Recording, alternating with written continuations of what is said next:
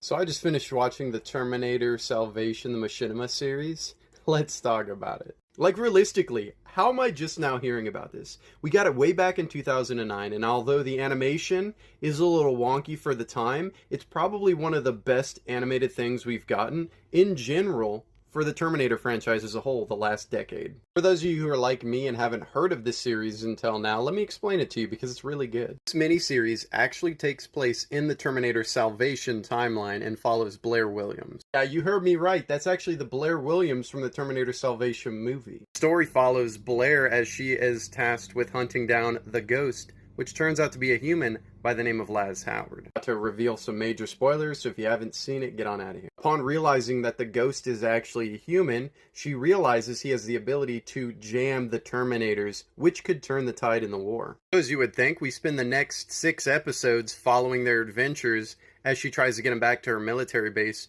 to show her commanders what he can do. Unfortunately, the Resistance wants the Ghost dead, and so do the Terminators, so they're pretty much hunted the entire time. If you haven't seen Terminator Salvation, the Machinima series, you need to check it out. You can watch all 6 episodes on YouTube. It is really, really good. It's great to see some more of Blair Williams leading up to the Terminator Salvation movie, getting a little bit more backstory. And because of that, even though the animation is a little wonky, I rank this higher at more of a 7 out of 10.